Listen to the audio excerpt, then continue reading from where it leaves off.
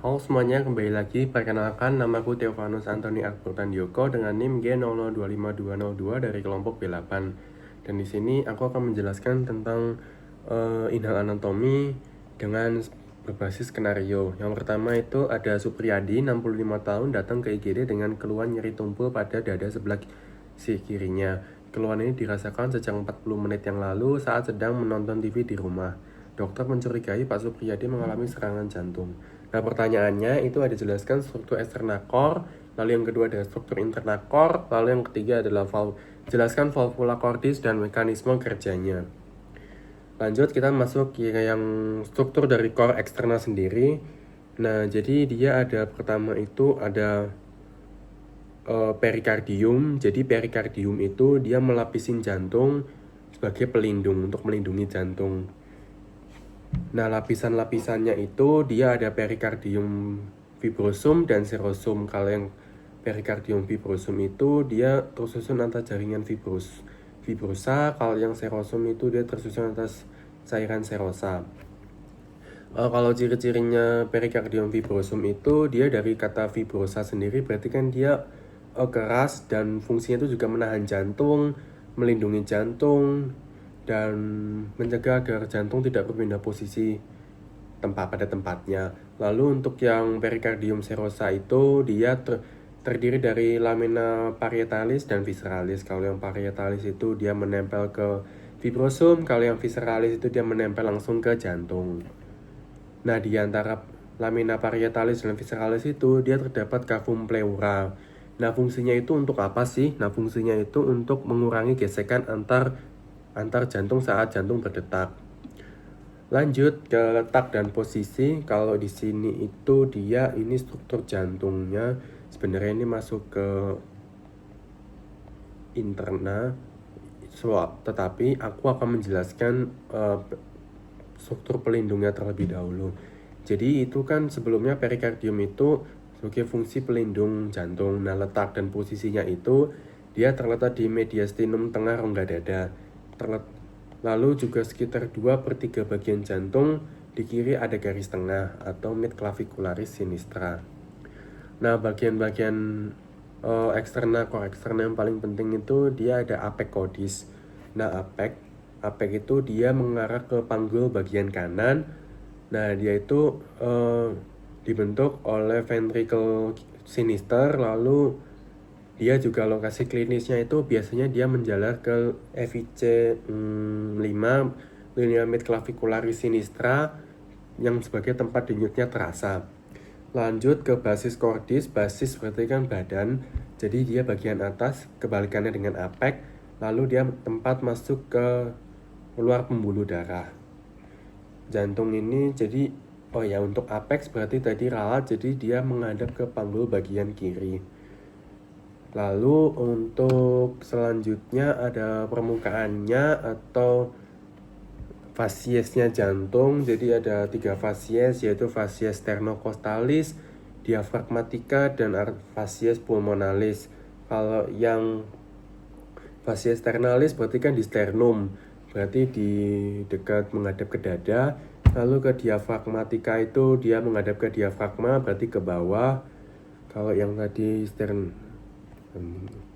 kalau sternocostalis itu dia menghadap ke depan. Lalu untuk yang fasies pulmonalis itu dia menghadap ke paru atau ke samping menghadap ke paru. Lanjut ke sulcus. Nah, ini ada 2 sulcus, yaitu ada sulcus coronarius dan sulcus interventricularis. Kalau sulcus coronarius itu dia sebagai pemisah atrium dan ventricle. Kalau yang sulcus interventricularis itu dia sebagai interventricularis, berarti dia pemisah ventricle. Lanjut ke skeleton cordis. Nah, di skeleton cordis ini dia kan sebagai tempat untuk kayak sebagai rangka cincin jantung yang terletak di tengah jantung. Nah, dia tuh tersusun atas yang ada 3, ada annulus fibrosus, trigonum fibrosum, dan septum membranatium.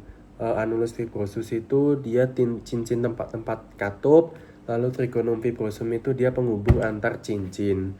Ini ada trigonum fibrosum sinistrum.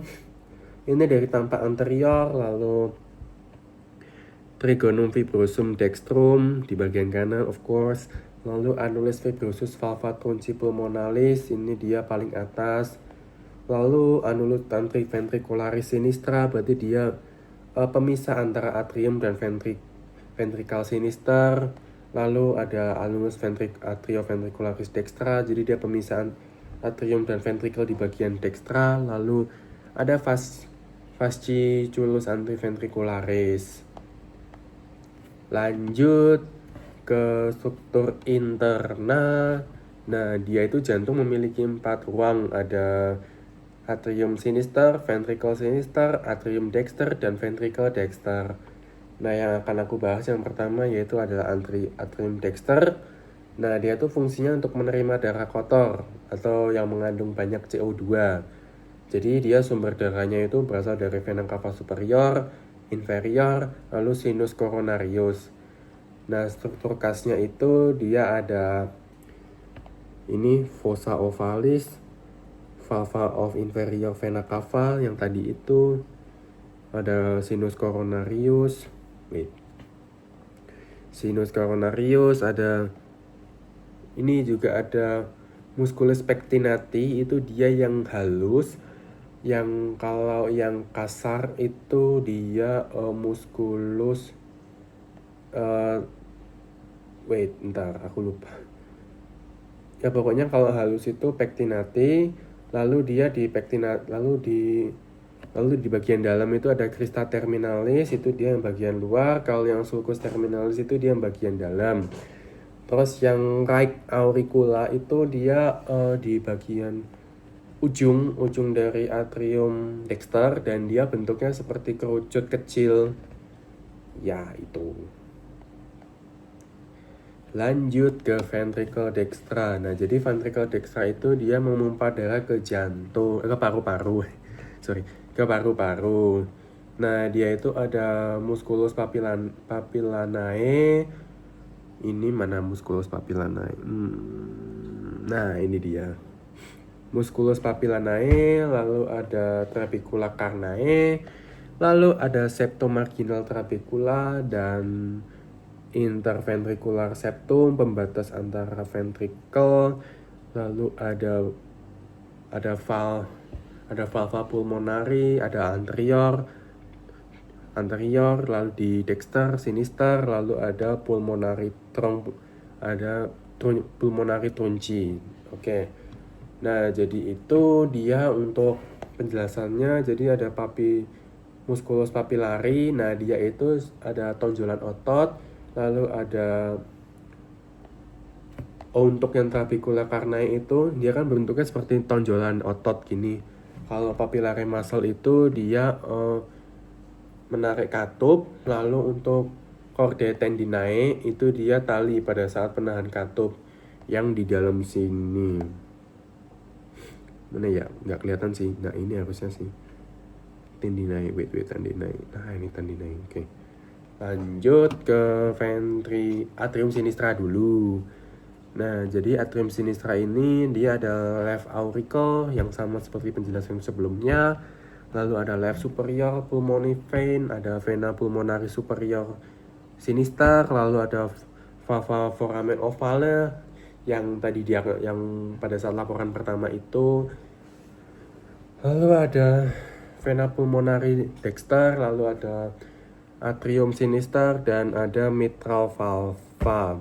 Kalau mitral valva itu dia di bagian sinister, kalau yang di bagian dexter itu tricuspidalis. Ini kalau yang mitral atau nama lainnya bicuspidalis. Oke, jadi kalau atrium sinister itu dia fungsinya itu sebagai menerima darah bersih dari paru. Nah, dia tuh lebih halus daripada yang di bagian dexter. Nah, dia tuh menerima darah dari vena pulmonalis. Lanjut ke ventricle sinister.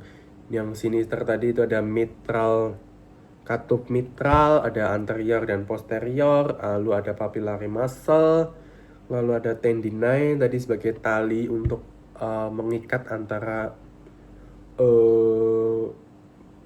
selain papillary tadi itu ini. Wait. ini trabecula carnae. Dia mengikat antar tali supaya tidak roboh. Lanjut ke coronary sinus coronary. Nah, dia tuh ventricle sinister itu fungsinya itu untuk sebagai mesin utama tubuh karena dia yang memompa darah paling banyak, karena dia berasal dari vena cava yang memompa banyak darah. Jadi dia berperan penting dalam tubuh. Jadi dia tuh dindingnya tuh harus tebal dan membentuk apex yang sudah aku jelaskan tadi, dan dia memompa darah ke seluruh tubuh dari aorta. Oke, lanjut ke cara kerja dari valvula cordis. Nah, jadi untuk jenis katupnya yang pertama itu ada valva tricuspidalis, itu yang di bagian dexter, atrioventricularis dexter, ada valva tricuspidalis, lalu yang valva mitralis atau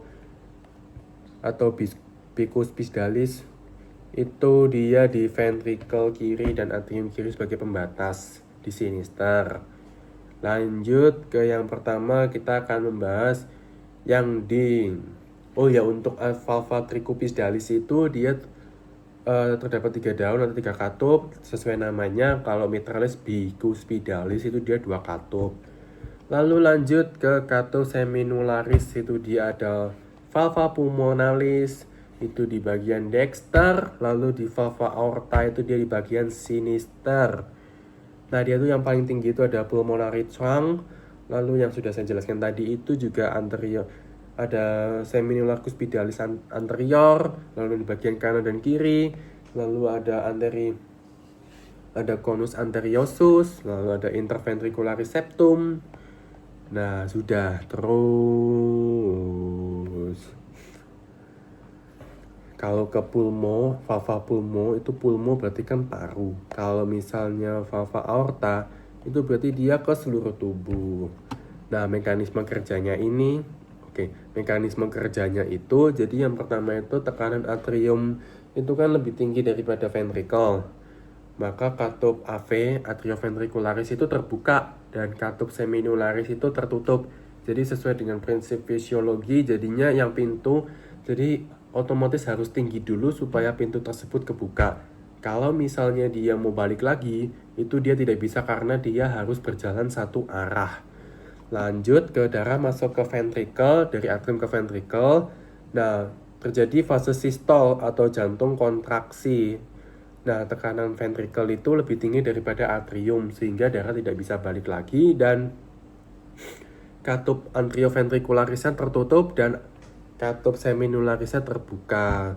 Jadi ditahan oleh tadi itu ada chordotendinae dan musculus papillae. Nah, lanjut darah keluar kalau misalnya di dexter itu paru, kalau yang sinister itu seluruh tubuh aorta. Jadi kaitannya juga aku mau menjelaskan kaitannya dengan kasus Pak Supriyadi. Jadi dia kan nyeri dada di kiri selama 40 menit. Jadi dia itu sangat khas dengan serangan jantung. Nah, jadinya itu apa yang terjadi? Jadi yang terjadi yaitu aterosklerosis, yaitu penyumbatan arteri koroner. Jadi otot jantung kekurangan oksigen. Jadi kalau otot jantung kekurangan oksigen, jadi dia tidak bisa bekerja secara maksimal atau iskemia.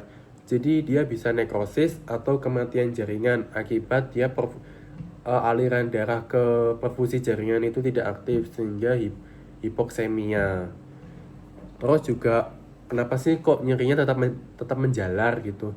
Karena dia bisa menyeri ke tadi di skenario dada kiri, lengan kiri, dan bahu. Jadinya itu semua make sense. Udah, sekian penjelasan dari saya. Semoga bermanfaat. Terima kasih sudah mendengarkan.